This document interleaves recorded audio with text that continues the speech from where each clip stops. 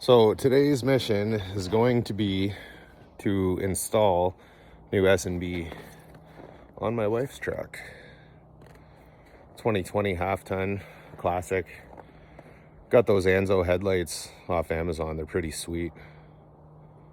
So we're gonna get right into this. So here's under the hood of my wife's truck. Oddly dirty for how little kilometers are on this thing. It's only got 26,000 kilometers and it's already got this much bullshit in it.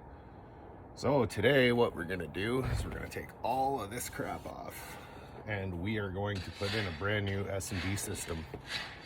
So guys, first things first, always disconnect the battery for this. This sensor will be a freaking nightmare. It'll throw codes for almost 2 weeks if you don't. So that said, I'm gonna disconnect the battery and then I'm gonna get to work.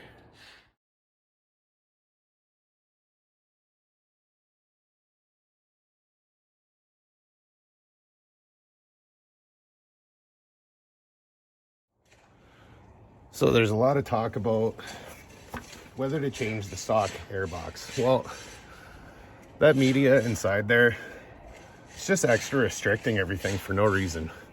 Plus you have that big filter there. For what? What's the point? We're gonna make this nice and clean. This sensor right here is very imperative. You need this. So to remove this, what you have to do is pull back on it just a bit and turn it counterclockwise until you get it to a point where she just wiggles out. Now, this is kind of complicated and you got to be super careful. Careful is not what I do. There we go. A little blue sensor in there. If you wreck that, you better call Chrysler. That is going to go into a new grommet into our S&B. Set this aside somewhere clean and safe. Don't lose that. So some of this job's really easy. I mean, if you can't undo this, you probably should take this into a shop to have it done.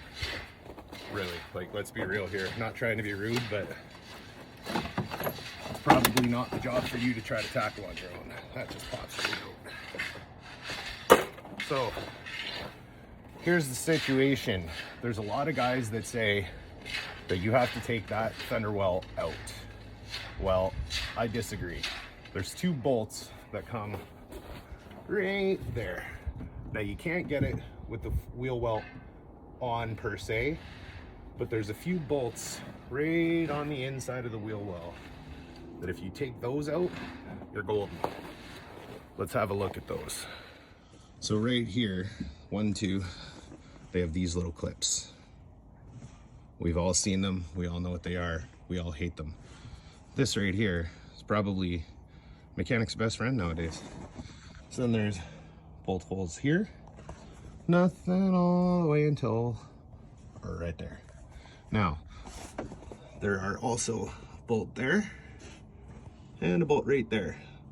Those are the two that come up right there and right there. The two bigger ones are these Boss right there. So that's what we need to pull down the wheel liner. Don't need to remove, you need to pull down. All right, let's have at her. All right, so now we got the wheel well pulled down, only to there. That's only halfway through the tire, okay? So if you look up in there, you will see a bolt there, and you'll see a bolt there. Those are the two that you got to take out. So here we go. Not gonna lie, guys, this is kind of annoying because, and if you don't have one of these style ratchets that are, you know, flexible, I like the curved handle as well, but if you don't have one of those, you might want to just completely remove the wheel well because she's a nightmare. Also, since I decided to talk some smack, probably a good idea to make sure that your ratchet's going the right way and you're gonna loosen the bolt, not tighten it. Now, these guys are very tight, pretty simple to get out.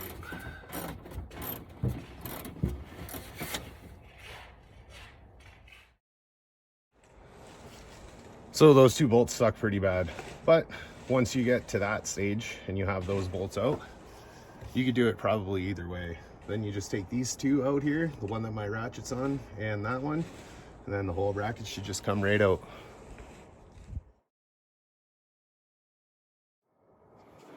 And voila, that is the complete removal of all the factory, we'll just call it usefulness. I say it's junk, but that's a personal opinion. So now it comes time for this bad boy to go in. If you look at how this S&B airbox is designed with that intake port, it is just absolutely ridiculous how big this is. S&B says leave that in, take it out.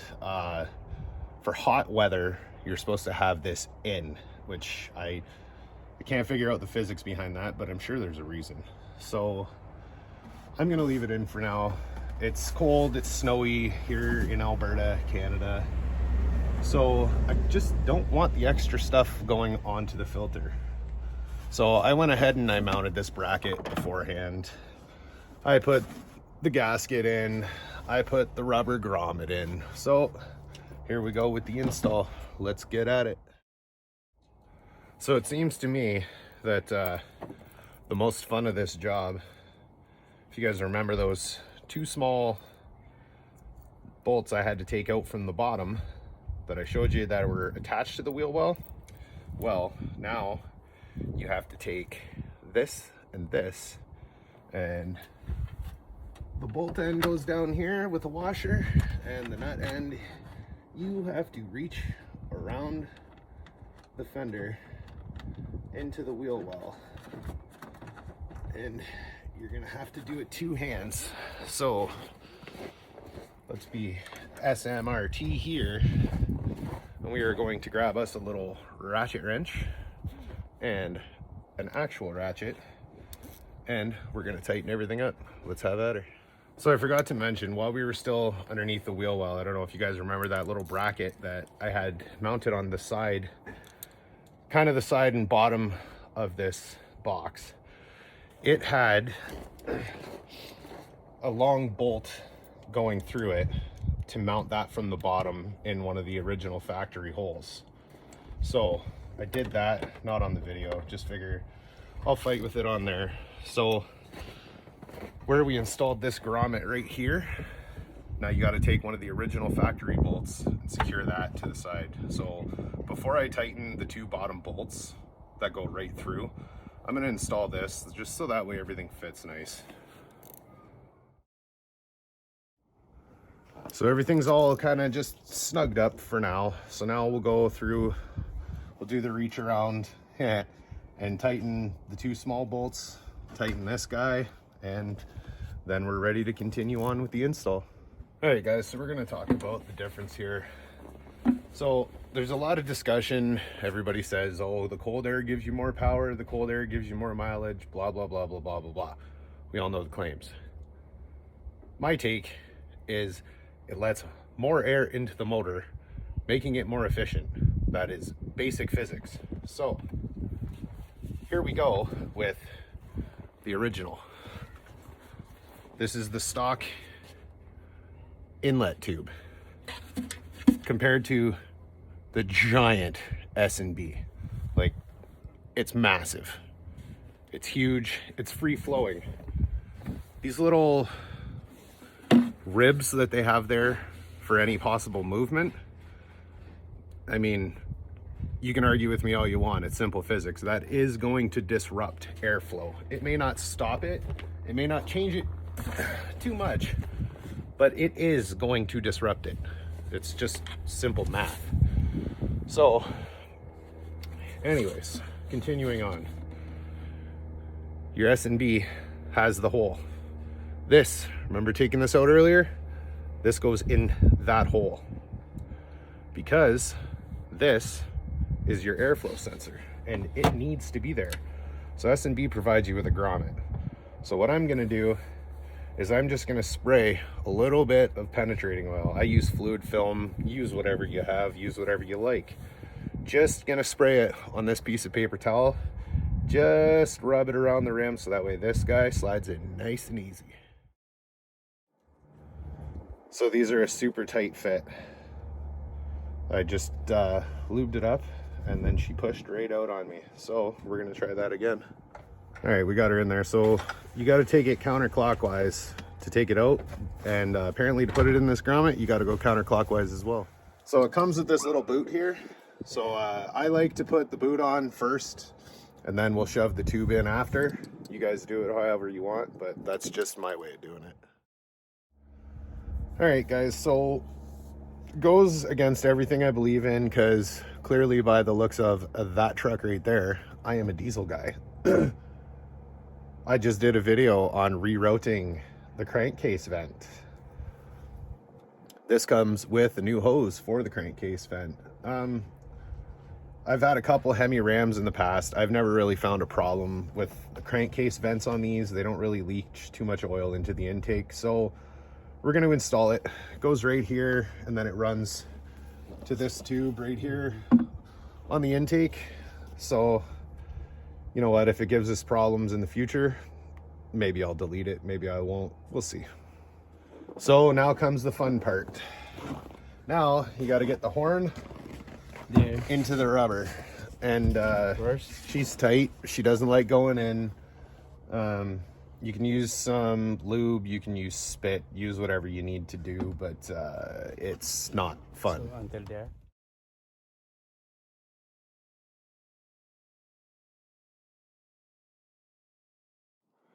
So yeah, that's a whole lot of fun, but once you get it in there, I mean, you can just see how much better this whole system is. So before I bother connecting here, by the way guys, try to make sure that your bolts come out in such a way, whether you're using an 8mm or a screwdriver, make sure that you can access it. So now, time for that bad boy.